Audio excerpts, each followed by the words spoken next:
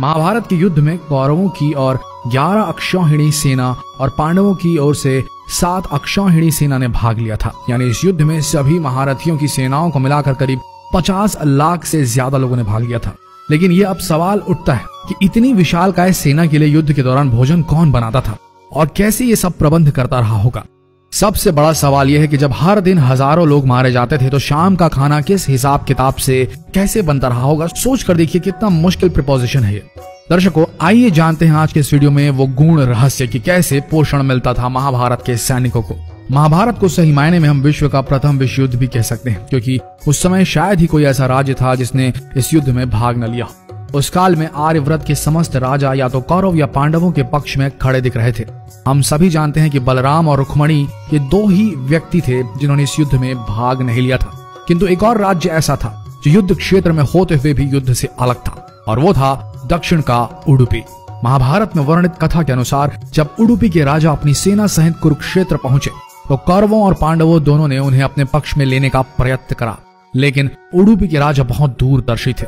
उन्होंने श्री कृष्ण से पूछा, हे माधव, दोनों ओर से जिसे देखो युद्ध के लिए लालायित दिखता है, किंतु क्या किसी ने सोचा है कि दोनों ओर से उपस्थित इतनी विशाल सेना के लिए भोजन का प्रबंध कैसे होगा।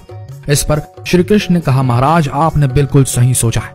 आपके इस बात से मुझे प्रतीत होता है कि आपके पास इसकी कोई योजना है। अगर ऐसा है तो कृपया बताएं। उसके बाद उडुपी के राजा ने कहा, सत्य तो यह है कि भाइयों के बीच हो रहे इस युद्ध को मैं उचित नहीं मानता।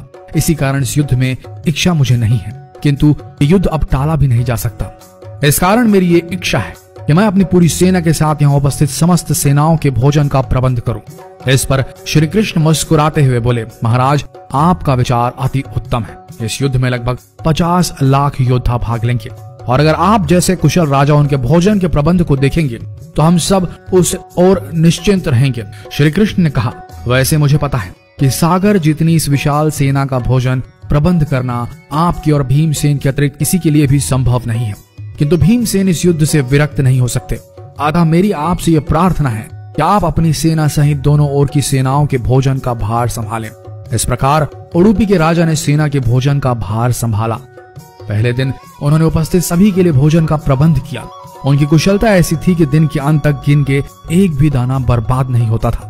जैसे जैसे दिन बीतते गए योद्धाओं की संख्या बहुत ही कम होती गई। दोनों ओर के योद्धा ये देख के आश्चर्यचकित हो जाते थे कि हर दिन के अंत तक उडुपी नरेश केवल उतने ही लोगों के लिए भोजन बनाते थे जितने वास्तव में उपस्थित रहते थे।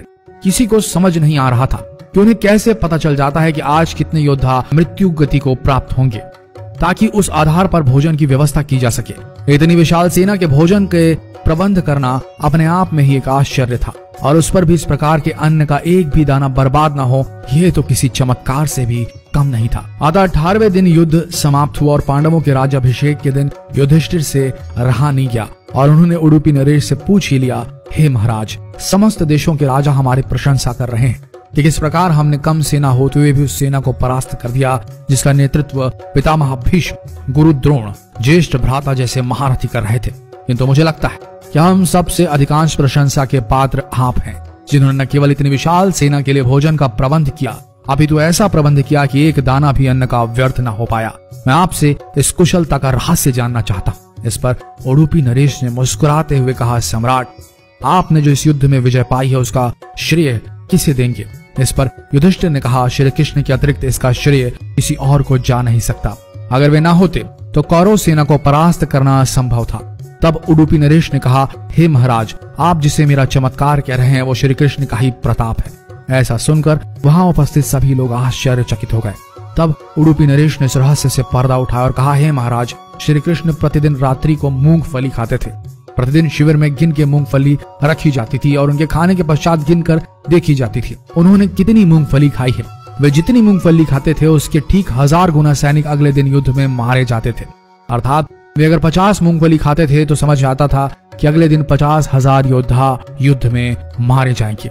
इसी अनुपात में अगले दिन भोजन कम बनाया जाता था। यही कारण था कि कभी भी भोजन व्यर्थ नहीं हुआ। श्री कृष्ण के इस चमत्कार को सुनकर सभी उनके आगे नतमस्तक हो गए। यह कथा महाभारत के सबसे दुर्लभ कथाओं में से एक है।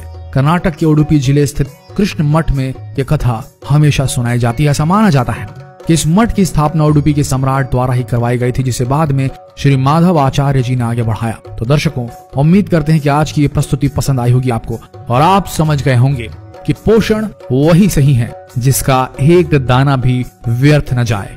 शायद आप इस गूढ़ रहस्य को समझ गए होंगे और अगली बार अपनी थाली में खाना छोड़ने से पहले सोचेंगे जरूर। तो मिलते हैं अगले दिलचस्प वीडियो में, तब तक के लिए बने रहिए इस पेज के साथ और हो सके तो जो भी आपको लगे इस ज्ञान को जितना हो सके इस वीडियो को शेयर करें, ताकि हमारा देश पुरातन भारत जो था उससे जुड़ सके आज का आधुनिक भारत। मिलते हैं अगले दिलचस्प वीडियो में, तब तक के लिए आप सबका धन्यवाद।